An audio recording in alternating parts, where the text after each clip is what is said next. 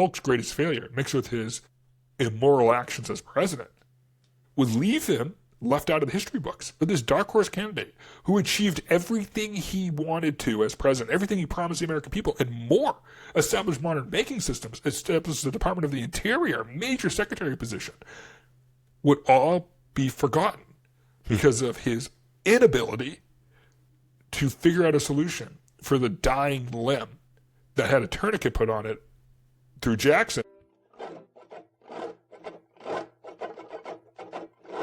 Welcome back to The Buck Starts Here, the podcast that pokes and prods into the juicy stories, power plays, and wild twists that shape the presidencies of the United States. I'm Kyle, the Vasily Leontief to Eric's Robert Solo, and today we're doing our best not to poke our eyes out as we slowly watch the Union split itself apart under James K. Polk and other jackassian nominees.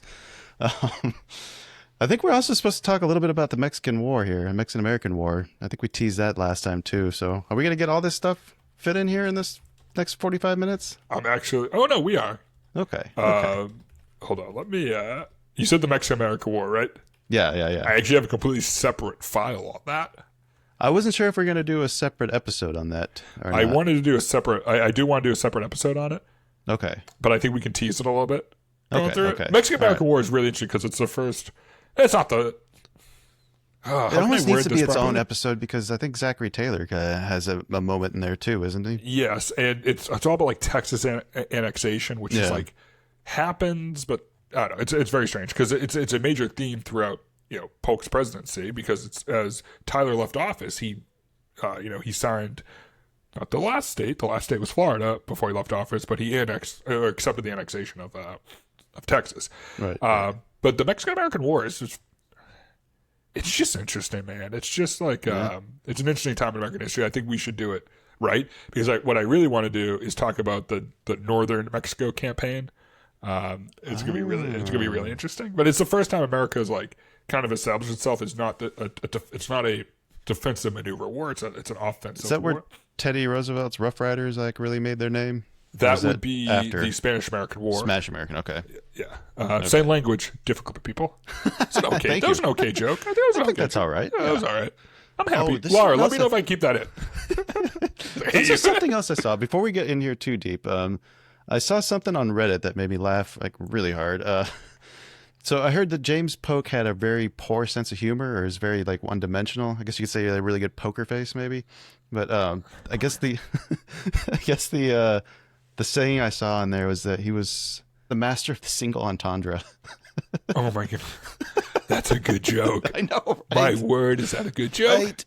Right. Did you come across anything that talks about his, I guess, sense of humor? Or see, I always get weirded out with this. Yes, so there's more than a few accounts that talk about him, but not necessarily his sense of humor, but his personality of just being like very one-dimensional. I think dry. Yeah, that was. There was a description, but it was written, I think, on my notes here. I have one sentence that references two books in the sentence, this paragraph, and one of them was from like 1870, and one was from like 1940. Yeah. Dry and unwitty, which is an insult and a half. I know, right? Unwitty. Oh man, yeah, that's like unwitty can be a compliment if you're describing something, but not a person. That sounds like an invitation to duel. All right, where are we at with Polk? So we're going to go through his nomination and what he did as president. It's amazing how much you can solidify a horrible reputation in 4 years. It really is. Really is just horrible. Yeah. All right, so where we left off, right? So it's we're in Baltimore. It's 1844. We're at the Democratic National Convention. So it's a very warm May day. And they, as we mentioned last episode, they really can't decide who they want to nominate. And as previously discussed, what ends up happening? Well, you end up with a compromise candidate. So as Martin Van Buren there was a lot of support for Martin Van Buren. Sometimes Polk gets talked about. He's often the president that kids learn as the dark horse president, right? Mm-hmm. I want to be clear. He wasn't necessarily a dark horse. Today we'd call him a compromise candidate. So like he was like handpicked to specifically challenge this or defeat this challenger. Yeah, so it was basically they were like, instead of being like, who do you want? Oh, I want this guy. Who do you want? I want this guy. They were like, all right, we can't agree. So let's just pick somebody we can all tolerate who we know can win. So at this point, we're in 1844. The Democrats end up nominating Polk. The Whig Party nominates Henry Clay, our favorite person. Now, what's fascinating about the Henry, I would just take a second to talk about Henry. I know we're going to do like an episode on Henry Clay, and that's going to be great. We're definitely going to do that as one of the bonus episodes during some of these brutally boring presidents. Oh God, I know, right? The presidents are boring. The times are interesting. I'll say that. We could just do like a big, we'll do 4 of them, like in a Titans of Industry or something. I think that would actually be funny if we just speed run. Like, we're just trying to get to Lincoln, man. Yeah. The race to Lincoln. That's where we are right now. This is amazing how many bad presidents we had. Oh, my God, right? They were just horrible. It's like the Civil War should have surprised nobody. What's surprising is it hasn't happened yet. Like, honestly. Thanks to the Brits. Honestly, we'd never keep fighting the Brits. We probably would have had a Civil War a lot earlier. So, Henry Clay is... It gets nominated by the Whigs. Now, there's sometimes this interesting perception. I actually remember this from school when we did this. I remember when I say school, I remember in college when we were talking about this too, not just like in 6th grade. College. You're looking at this. No. College. Did you go to Harvard? Harvard. Did not go to Harvard. Which is very apparent by the clothes I wear in the vast majority of these episodes. I'm very proud of what to WVU. Bruins jersey on today. Yes. We got yelled at in meetings today because people were like, because we have people all over the country. They were like, yeah, love the Bruins. But the Whigs were kind of, I don't want it to sound like the Whigs were like, Henry Clay's going to be this excellent candidate who's going to be undefeatable. It wasn't really that point. No, Henry Clay's been around for forever. Like, you would think he would have won something by now if he was going to win.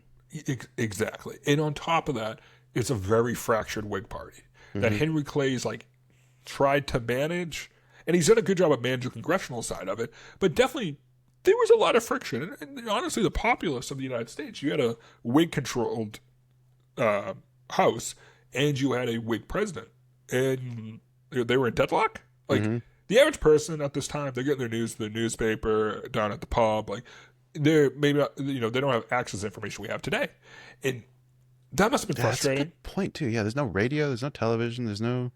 Yeah. You had town criers still, probably, right?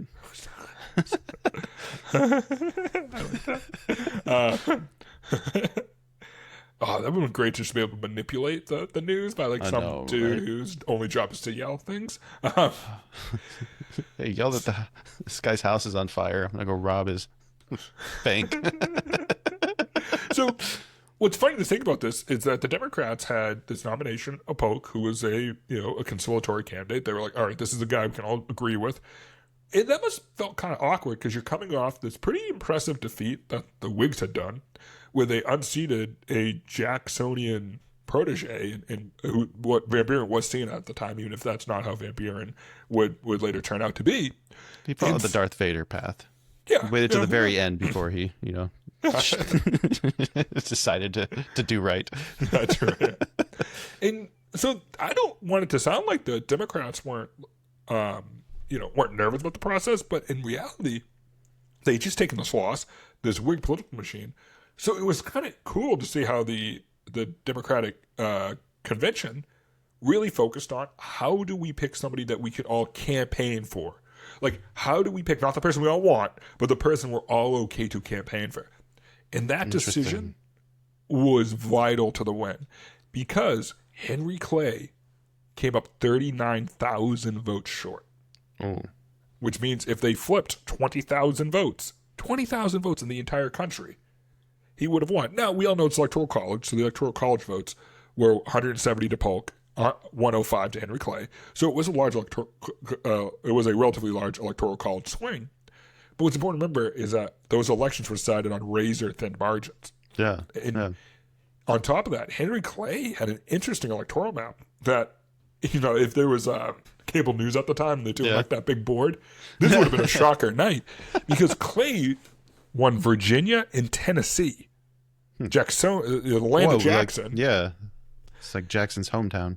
Virginia, Tennessee, and Kentucky went to Mr. Clay, along with Vermont, Massachusetts, Rhode Island, Connecticut, New Jersey, Maryland, what was and Clay's Ohio. Slavery stance? I don't want to trivialize Okay, his. we don't have to. I was just curious. He'd be pro-slavery. Okay, but, you can't imagine you get a Virginia vote otherwise. I'm just curious how they managed to get that to begin with. no, right? Like, but no, he was pro-slave. Okay.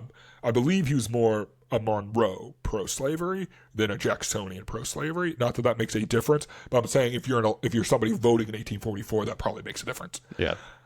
Interesting enough, though, they lose Indiana, Illinois, and Michigan all go to Polk, which is kind of wild because that's like Harrison's like hometown. Like it's like Freaky Friday, right? And if those states flipped, it probably would have if those states flipped, he still would have lost. It would have been very narrow, but it really would have come down to the border states. I did see some funny graph that like. If those states, I was like playing around with the maps, and I was like, oh, if those states flipped and West Virginia at the time was its own state, he probably would have won the presidency. And how old was Clay at this point? Oh, he had to be. I don't have that, but I have it up right here. Let me get his birthday. Oh my god! He was trying to run with Quincy, I thought. Yeah, he was. Yeah, he was the Secretary of State of. He was part of the quote unquote corrupt bargain. Yeah, he was born in 1777, so he would have been. Wow, he's like got to be like 70s at this point. He would have been 67. Yeah. Do you think that played any part in? It played a huge role. He should have been dead 3 years before. Actually, I think statistically, I'm underselling. Yeah. Now, James K. Polk also did. There was no. He did not win. He did not get 50% of the vote. So he got 49.5, and Clay got about 48.1. It's a lot closer than it sounds. Yeah, it was, and it's funny because I don't think a lot of people would have expected how close that election would have been. I think a lot of people would have actually probably guessed Clay would have a better chance because of name recognition. But as we mentioned before, Polk had built up a fairly impressive political career ahead of time. And so it really did turn out to where it must have felt like at the time you were voting between two administrators, right? You were voting between, you had the first president die in office, right? You then had this fracture of the ruling party that lasted for 3 years. Like that fracturing was broken for a long time. Then that president doesn't run for re-election at all. You then end up having a kind of fractured Democratic Party that somehow manages to reassemble itself. And then during the election process, this party loses Kentucky and Tennessee. But somehow still pulls out the election. Like, that's wild to me. Right? Yeah. That sounds a bit hokey pokey to me, but. Yeah. And it comes down to what Polk ran on four national aims, for lack of a better term. And it was reduce tariffs, restore an independent treasury, finally settle the Oregon border, and acquire. That was the main one, wasn't it? Wasn't it like 54-40 or fight? Yes, that was the campaign slogan I saw. Yeah. And then he also wanted to acquire California and New Mexico. And it's important to remember at this time, we haven't reached the 49ers, but the gold rush was relatively starting to percolate this time. Things don't happen right like that. It's a build-up over time. California's... No. I got it. I've been working on that calendar. There's a specific date of gold being found that launches the gold rush, according to ChatGPT. It'll be on the calendar. I do like that the gold rush, they got out there and they're like, what if we just blow a bunch of water on the side of this mountain? And people are like, oh, that'd be a good way to mine. And then like the mountains keep falling over on us. It's like, yeah. What do you think a mountain is? Right? It's just a pile of gold. Yeah, it's a pile of gold. Yeah, just keep hitting it with water and it'll eventually work. And at this time, New Mexico is a lot of controversial. California there's been so much immigration out there. Obviously, was it called New Mexico at the time? I think it was called Mexico at the time. I was going to say, like you said, he was campaigning to bring California and New Mexico into the States. But if it was called New Mexico, that makes it a bit of a different story. That kind of weirdest triangle, weirdest rectangle. That's ours. Yeah. Well, and what's funny is, so Polk framed this election, and again, he's a very intelligent person. Maybe not be the most charismatic man in the world, but he's still a politician. All politicians are charismatic. Like, I'll tell you, I've met politicians on every side of the spectrum. They're all likable people. But something I find interesting about the Polk campaign that gets glossed over sometimes is everybody's like, oh, he was this expansionist. That's actually not how he framed it to the American populace. So did he talk about expansion through annexation? Of course he did. He's a politician in the 1840s. What are you talking about? There was nobody who wasn't making that argument. National security. Mm-hmm. It was a big, to him, it wasn't just manifest destiny, but it was about peaceful enlargement rather than aggressive war making. That by peacefully annexing these places, we're going to prevent future wars. Oh, like the Mexican-American War. Dude, so I'm happy you brought that up. Controversial take. All right. Not my take, but controversial take I read while I was doing this. Because I do like to read obviously I read the factual based stuff, don't get me wrong. But I do love reading like people who are way smarter than me kind of game stuff out. Like not alternative history, but kind of alternative history. Yeah. Surprisingly few amount of wars fought against the countries that owned all the land that we expanded into. I mean, we were also like the biggest army on the continent at that time too, weren't we? Yeah, kind of. But like, us fighting the Brits wasn't, no time did we fight the Brits was that about expansion, right? Like, yeah, that's a good point. Yeah. Mexico, we fought the Spanish, but that was like not a territorial war of expansion. Like, remember, we fought the, you had the, what Jackson did in Florida. That was in the 1820s. We didn't, Florida didn't become a state until the 1840s. After Spain essentially let it go because it was dying. Never fought the French. Right. I mean, we had the French and Indian War, but that wasn't what the U.S. was making those calls. No, that was before the U.S. was a country. 1860s. Yeah. 1760s, sorry. Yeah. We fought with the Mexican-American War. Absolutely. That one should totally be there. We didn't fight the Brits again. We didn't fight the Russians. We didn't fight the Spanish again until the 1890s. The largest territory acquisitions were mostly purchases then, right? Purchases and no contracts. Purchases and stealing it from Mexico. Yeah. I think Spain would be who we stole it from, but I legitimately don't actually know what you'd classify that as. Yes. Like if somebody in the comments was like, "No, we took it from Mexico," I'd be like, "I also agree with you with that," despite what I just said. Like I would openly be hypocritical of myself for that. Yeah, I think that's fair. So he's running on this campaign, but he frames the national security and not wanting to engage in war, which is interesting to us because nowadays we think of that as this aggressive territorial expansion. See, that's interesting too because I would have thought that having just a second presence on another coast would have been a national security issue. Like that would have been the angle I thought he was going when you said that. Yeah, but what's important to remember is that like everything was so disconnected at this point. There's vast, essentially islands of wilderness that isolated these areas too. Like California's not what it looks like today. No, we don't. I think the first transcontinental railroad doesn't show up till after the Civil War, right? Yeah, it's like kind of a little before like during the Civil War, like 69 or something like that. Yeah, it's it took forever to build. Yeah. So we have railroads, but they still haven't linked up the country yet at this point. Yeah, exactly. I mean, the Mississippi rivers, and still to this day, but at the time, Mississippi rivers, the big canals are still transit system. Exactly. So I think what's kind of funny is so everybody talks about 54-40 or fight. Mm-hmm. Like they make it out to be like he was going to go to war. He was wicked open the entire election, being like, "Hey guys, I want he called it. It was a lot of historians called it a dual position, where he was like, I'm willing to, I'm really willing to fight over that line, but like at the end of the day, why don't we just negotiate it? It just makes more sense to negotiate, and they did. They just did it. And it was kind of funny because he took this position of like he threaded that line between signing aggressive on it while still not closing the door to negotiation, and effectively prevents a war with the biggest power that's still remaining in North America.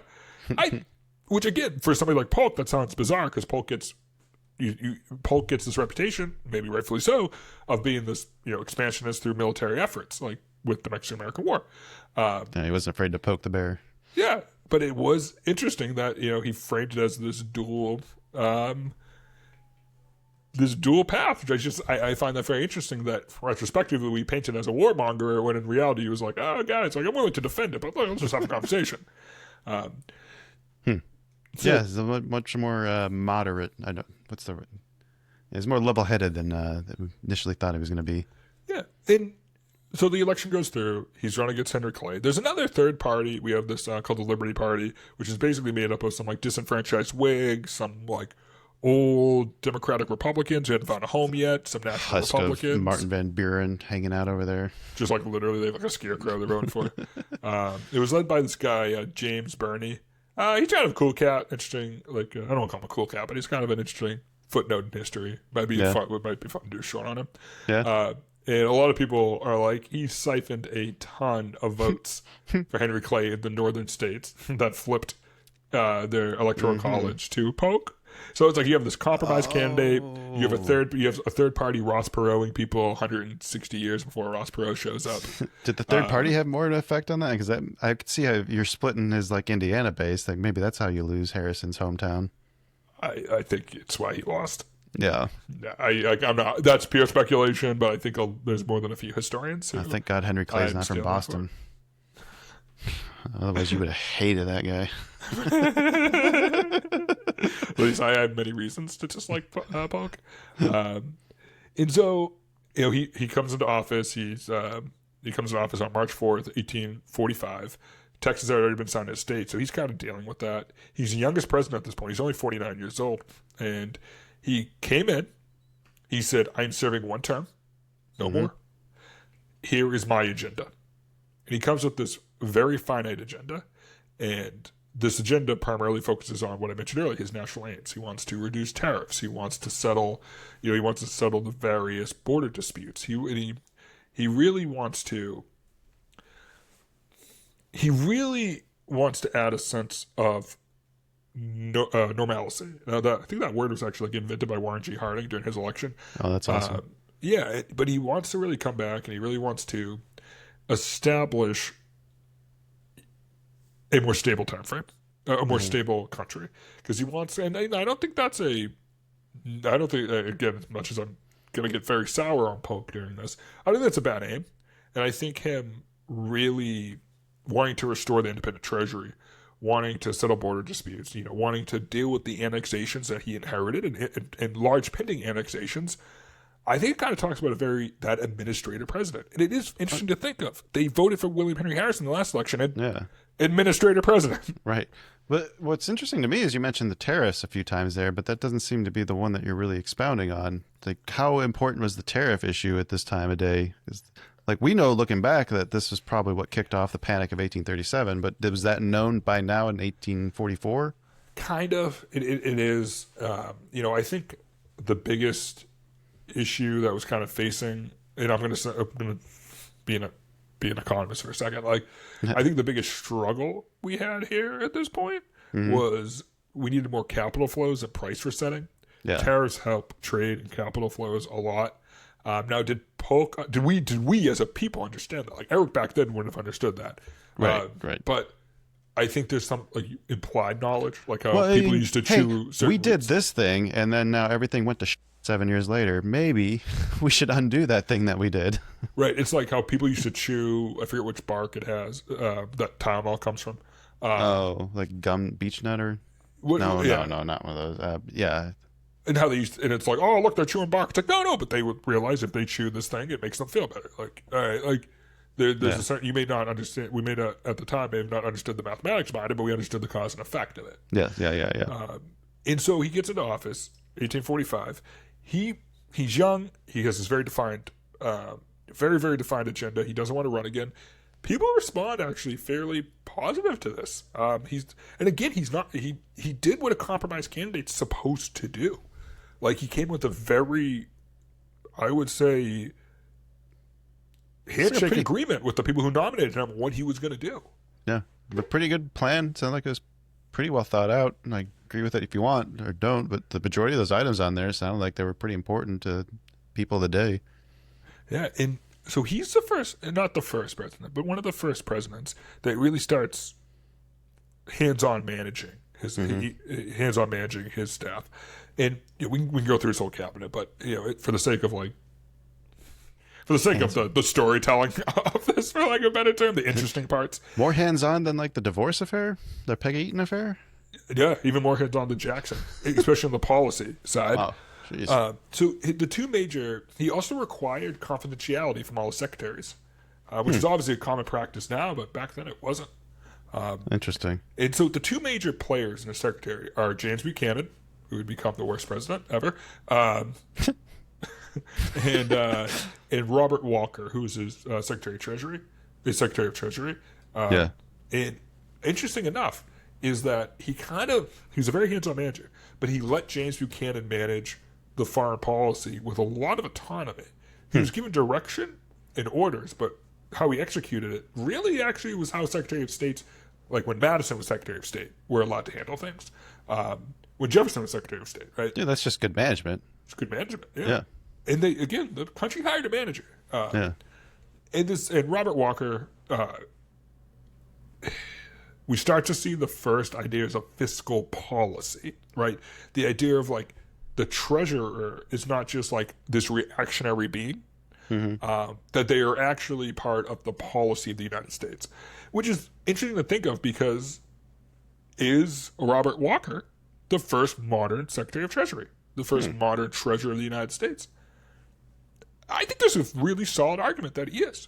Yeah. Like, obviously you want to say Hamilton, right? But like, and Hamilton put in all these ways we tax and stuff. Yeah, but I mean, how many national banks came and gone since he was in charge of anything? Kyle, thank you, dude. That's 100% what I'm saying. Right? Like, Yeah.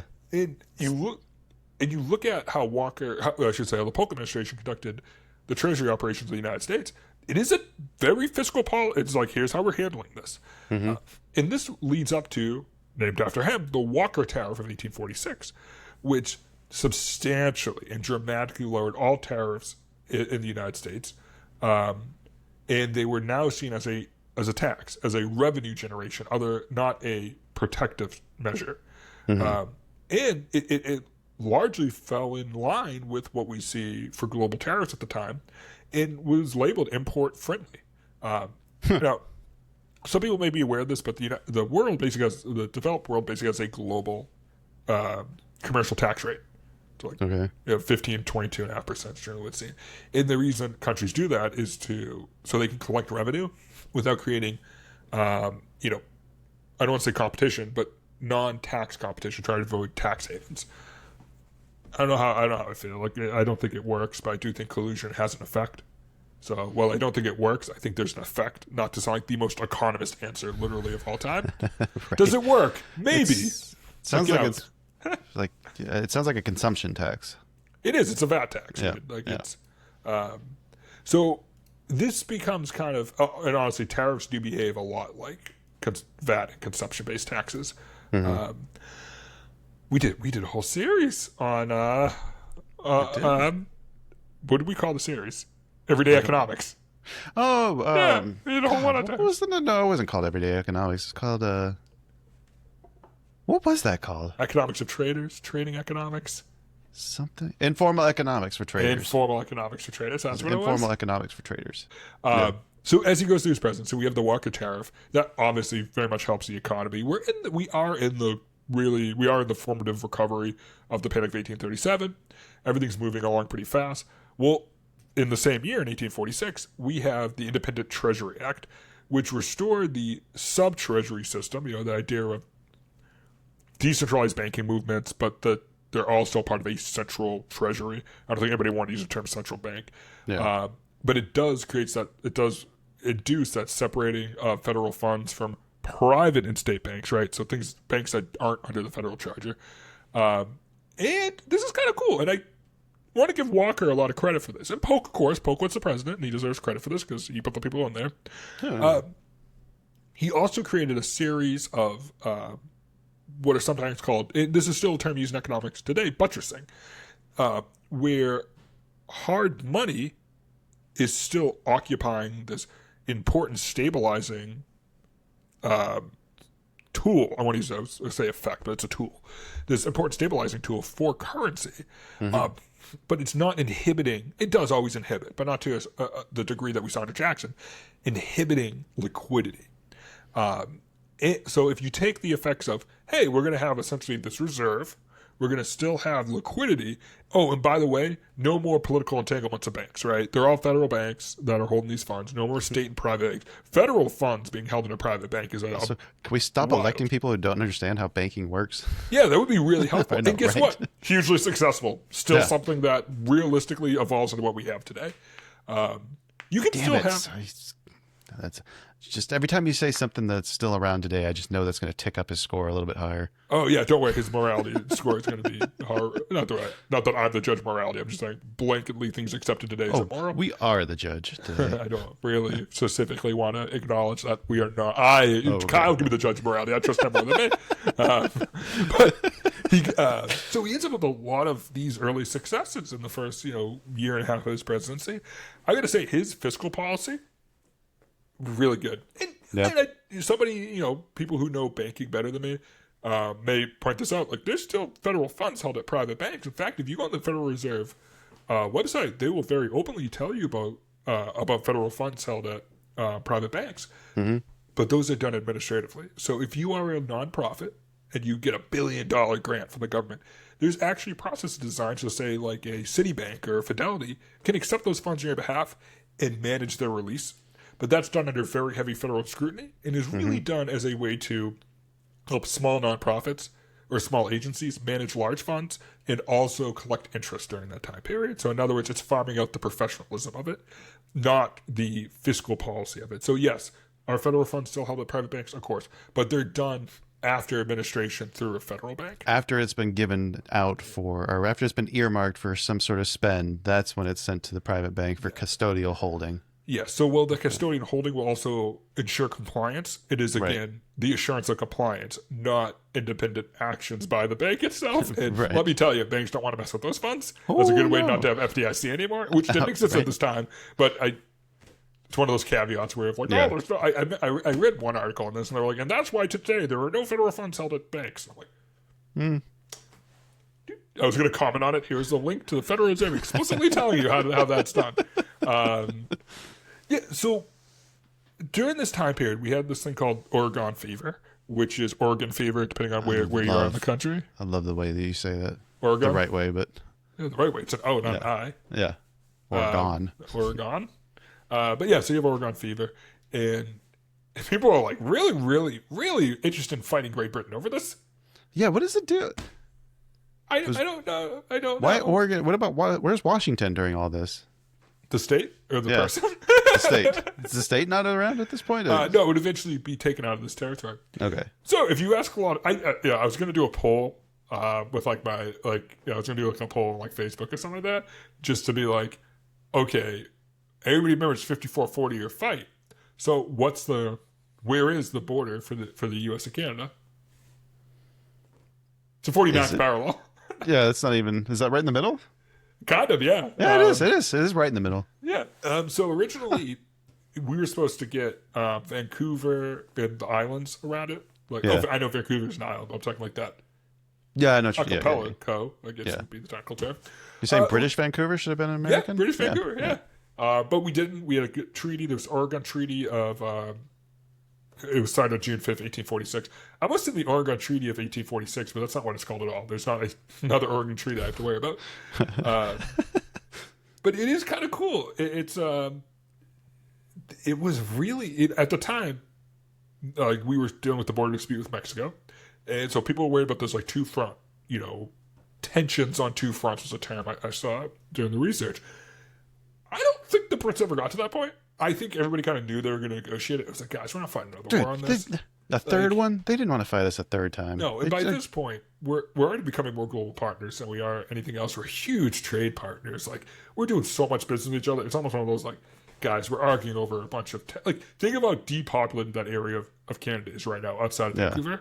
Yeah. Now, think of it was 180 years ago. Yeah, there's 5 people there. I don't want to fight America. Yeah, and Alaska's not part of the U.S. anymore. Right. Right. And not anymore, but at the time, they're not part of it. Yeah. We're another 20 years away from that. So it was actually really... I think what happened is and I've read a few things on this. It was a very civil negotiation. I think everybody went in there understanding this was not going to turn into a war and we're just going to negotiate it. I think Britain also realized that they were not interested in administrating something on the other side of the world. I mean, there's a lot of interesting stuff. I don't want to get into British history. There's a lot of interesting things going on in Britain right now, both domestically and abroad at the time. And I don't think they were interested in fighting another war. I don't think they were interested in fighting a war with one of their huge trade partners. I don't think America was interested in fighting a war as they're coming out of their massive depression. But, we're finally starting to get gold capital flows back into the United States. I just think they were like, who is this? We're not fighting a war over timberland. Like, no, especially not with the person who's giving us the gold that we need in order to buy all the land. Yeah, that we're speculating on. A ton of our crops. And by this point, America is now in its inclination of becoming wealthy. And we're 30 years away from America becoming like... It's hard to measure economies back then, but we're about 30 years away from America becoming the world's largest economy, or duking it out as the world's largest economy. We're about 50 years away from America becoming the largest economy. So it takes that's the other thing. It takes a long time for economies to really grow, really grow. But so you can see it early when an economy is becoming dominant. So the Brits are also like, what are we doing? Like, let's just figure this all out. But yeah, 54-40, your fight was why? Because I didn't fight. Yeah, so the treaty took effect in 1854. Negotiations were started in effectively 1849. The treaty was... Okay, so this is interesting. The treaty was after... So the Mexican-American War ends in 1848, as we know. Polk leaves office in March 4th, 1849. That's when they start negotiations. The treaty would get drafted by the end of 1853 and go into effect a few months later. So yeah, it's a byproduct of the as you said, it's the Mexican-American War. So what ends up, then again, I don't want to get too much into the Mexican-American War because we're going to do that separately. But the Mexican-American War kicks off. 1846 was one of the busiest years in American history. 1846 kicks off, and we see the Spanish-American War is under tension. It's all this, it is. It's really the U.S. trying to define its boundary because it just annexed Texas. Texas had a boundary dispute with Mexico.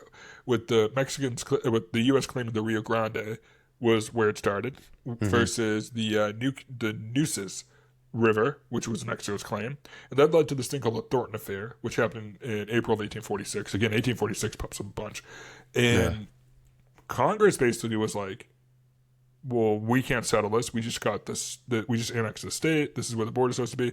So they declare war. Again, we're going to get into that war generally. But as Kyle said, Zach Taylor ends up, winning a lot of early victories, which I think within 8 months, 10 months of Congress declaring war, they're hit with all these stories of Zachary Taylor kind of just dominating, just really dominating. We'll get more into it. It's not clean domination, but that's what's getting back to them.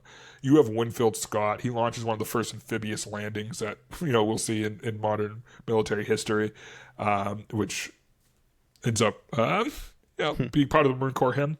So he ends up taking Veracruz, and we end up really securing New Mexico, if you know what I mean. Again, we'll get much more into that. Yeah. So he launched this pretty impressive campaign during his presidency of domestic reform. Okay. And we do see Iowa and Wisconsin are added to the Union. And it's kind of interesting. So they come into the Union, but they're still managed by the federal government as like U.S. civil administrations they're called. But this really starts that kind of lattice work we see going across the country, eventually ending, on the West Coast. The U.S. Naval Academy is founded. In 1846 also? 1845, U.S. Naval Academy is founded.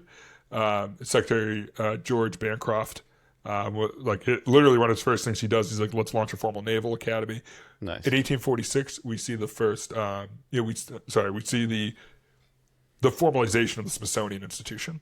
A lot of people don't realize how old the Smithsonian is. I did not know. I thought that would have been like much newer. See, I knew how old the Smithsonian was from like random trivia, and I was doing bar trivia a little while ago, and there was a question was like, what century? It was like one of the first questions, like what century was Smithsonian founded in? And I was like, it was in the 19th century, and it was funny. Many people thought, a lot of people thought it was founded after World War II, and I'm like, that's what I would have. I would have thought it would have been like an FDR thing. Yeah, Or maybe a Teddy Roosevelt thing. Yep. Park services. That's another one that lines up with it. The U.S. Polk also pushed for the first modern U.S. postage stamp. What? Yeah, that was kind of interesting on him. Huh. And the founding of the Department of the Interior, that was one of the last things Polk did. He actually signed that into office the day before he left, on March 3rd, 1849. And the Department of the Interior, it consolidated all the land, patent, even native affairs, all within one department. Basically created the anti-Secretary of State, something that was very interiorly focused. But there's a question here throughout his presidency of the slave issue. And I want to introduce one character before we close, because what I want to close with is, I want to make sure we close on this, probably if we go to rankings and stuff, because it's something that needs to be talked about with Polk's administration. Because everything I said right now, people will be like, oh, Polk was an excellent president. Oh my God, look at all the stuff he did. And in many cases, policy-wise, he accomplished everything he laid out to. In fact, there's some people who argue that Polk was the most successful president in terms of what policy he set out during his election. Interesting. Yep. Also, if you just want to claim the busiest president, almost sounds like there's much stuff happened in 1846. Oh yeah, it's just 1846 alone, and we didn't even get to the Treaty of Guadalupe Hidalgo, but that would be part of the Mexican-American War. So but this guy Wilmot, I can never pronounce his name. Wilmot Provisio, this is a domestic policy thing. So the war appropriations that had to do with the Mexican-American War triggered Wilmot Provisio controversy, attempting to bar slavery from territories taken from Mexico. And it started revealing these horrific sectional tensions that begin to actually even fracture some of Polk's base. And Polk tried to contain this by favoring existing compromises, including the Missouri Compromise of 1820. Mm-hmm. And as we know, provisios are kind of like, they're not laws, right? Mm-hmm. The law is way higher. They're not a statute, because statutes are universal. But this character, right, this provisio that we see, is kind of like a status quo, a provision, right, where the word comes from. And the Wilmot Provisio, it kept that Democratic coalition intact. It was a good move by Polk for a short-term solution, but it was a tourniquet. You keep a tourniquet on too long, you do the opposite effect, right? Yeah, it's a polka, yeah. Yep, and this positioning by Polk, I think, was actually politically very savvy, and it reassured the Southern Democrats of his position, but heightened Northern anti-slavery resistance that would come to dominate. Remember, we're in the 1850s now. We are 12 years away from Civil War. Jeez. This would be something that the realignment from moving on from this, what was clearly a temporary provision, very always intended, is that tourniquet. That is the tourniquet. And when that tourniquet's opened, it's the Civil War. I think I do remember, because we just did, as the consequence of this war that we just had, we got, like you said, Texas, New Mexico, and California. But all of those are all south of the Mason-Dixon line, or the 35th parallel, or whatever the Missouri Compromise line is. So I do remember that being like a key sticking point. They were trying to argue that all three of those states should have come in as slave states, but that would have completely thrown out the balance of things. Yeah, and exactly, and it would, and that's why you kind of relied on the Missouri Compromise and all these really difficult things that wouldn't That's a work. lazy answer if you're trying to rely on the Missouri Compromise, in my opinion. Like, that's obviously very heavily favoring one side. Yeah, and what would end up happening is it would end up it would be one of these. Again, nothing. The issue that caused Civil War was slavery. That's what caused Civil War. Yes. That expression of what things led to the Civil War take many different shapes. During Polk had the most horrendous personal, I would argue this, the most horrendous personal relationship with slavery while he was president. Not only did he use brokers to buy slaves while he was in office, not only did he use slave labor at the White House, which other presidents had used, not the Adamses, by the way, just so everybody know, not the Adamses, who were seen as they were seen as the elitists, and they were seen as cantankerous, and they were seen as the difficult people to get along with. Oh, are you too good for slaves? Are you too good for slaves? Like, that's literally what I often wonder if that's what people thought. Oh, I'm sure it is. He also took no qualms with breaking apart families. he bought several slaves between the ages of 10 and 12, broke them up away from their families, and had them work at the White House. Wow. He did this openly. He did this even when that was not common at the time. Right. It wasn't common at the time for the presidents, even those who were pro-slavery, to buy and sell slaves and bring them to the White House. And it certainly wasn't common for them to buy children away from their parents to work at the White House. He took almost pleasure in breaking apart families. Like, again, that's an opinion. Dude. That's speculatory, but that is something that I'm not the only person who has read that. No, if you're bringing children in to do dude, not only are you pro-slavery, but you're also pro-child labor. Yeah. It's like a double whammy. Forget this guy. Horrific. This guy, and here's the thing. If the relationship between the White House and slavery existed throughout the literally, aside from the Adamses, existed as a point of dialogue the entire time the White House has existed. Actually, I shouldn't say that, because Washington was in the White House and Adams took it over. So from Jefferson to now, we're talking about this. When was it? Burning flames, or just a wreckage? That was under Madison. But yeah, right. It was a slave who wouldn't save the As portrait Jefferson bravely ran away. Madison. Jefferson was when he fled, wasn't he? When the White House was burning, Madison was in office. Dolly Madison got credit for saving it. It's like, that's crazy. Yeah, that's stupid. I know. But it is just bizarre when you read about him, because I think he would have been at the time it was looked on as horrendous, and when the stories decided to break. I think that really affected him. It really affected his ability, the entire Democratic Party at the time. Again, we don't mean modern Democrat parties. We don't mean modern Republican parties. We're talking about 1849. It led to, and I'm not saying this one thing, right? I'm not saying like people intimately knew about this going on at the time, because I don't know how true that is. I don't know how true information was able to disseminate that quickly. If you're working at the White House, you're probably wondering why there's a bunch of strange children showing up so often.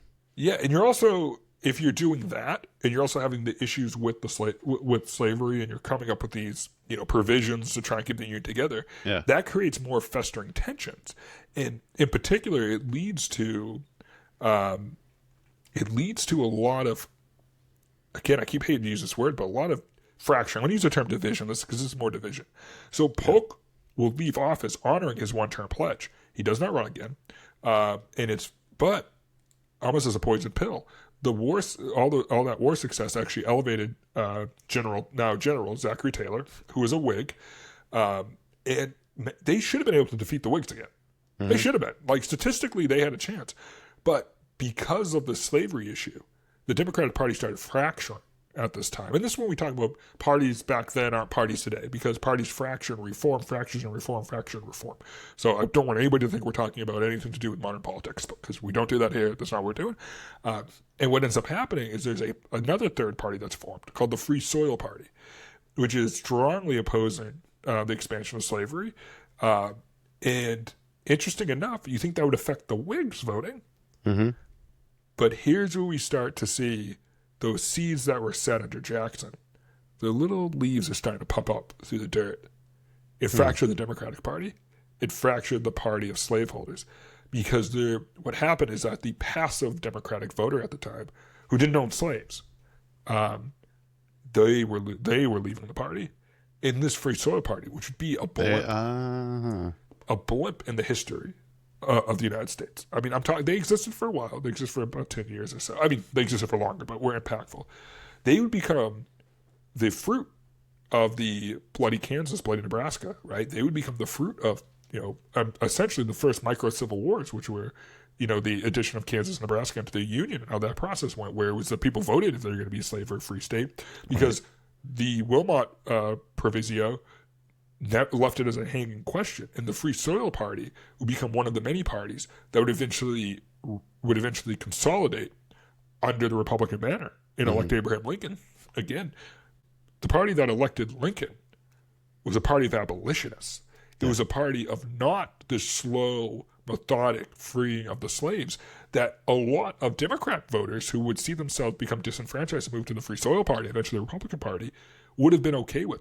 But it was that hardlining, that lack of a plan, that would become Polk's greatest failure. And Polk's greatest failure, mixed with his immoral actions as president, would leave him left out of the history books. So this dark horse candidate who achieved everything he wanted to as president, everything he promised the American people, and more, established modern banking systems, established the Department of the Interior, major secretary position, would all be forgotten because of his inability to figure out a solution for the dying limb that had a tourniquet put on it through Jackson. And you can argue even through, if you go all the way back to the Constitution, had a tourniquet on it. And instead of trying to fix the problem, he kept it on. I feel like Jackson cut the leg off to put a tourniquet on, though. Like the way he kind of exacerbated the issue. But I think that's incredibly well put, Eric. It's very eloquent. But I think it's time now to do some rankings. Okay. Yeah? You ready? Can. Need to take a break? Oh, we can do it. Take a breath? No, I'm good. All right. So, we use our patented POTUS ranking system here. So political influence, overall governance, transformational leadership, understanding of public needs, and strategic vision are the metrics that we'll be ranking Mr. Polk on. We'll start with political influence. It's a scale of 0 to 7, or we can do negatives. Actually can, I guess, be -7 to 7 if we really want.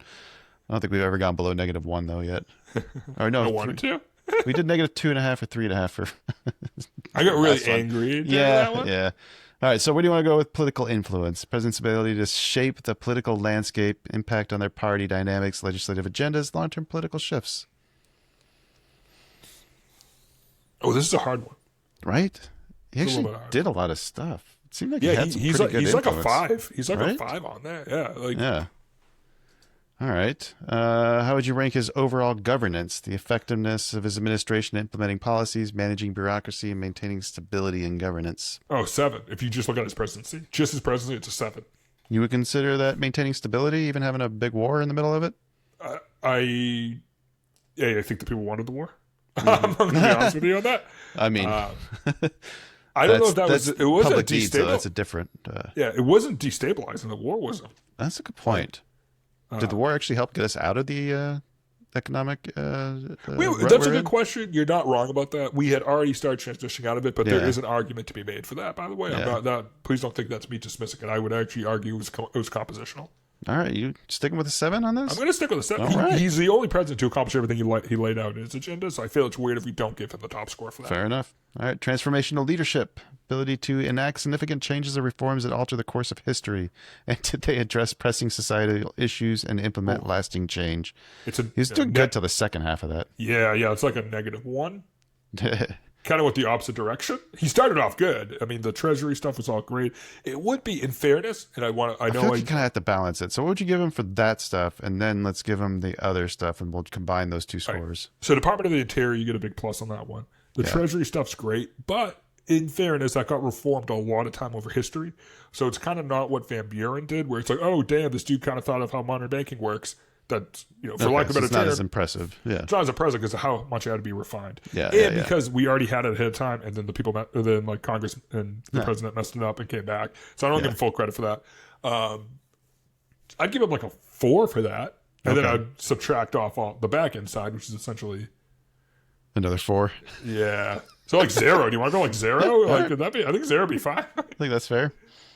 Understanding of public needs, how well he understood, responded to the needs and concerns of the American public. Did he engage with citizens, address their priorities effectively?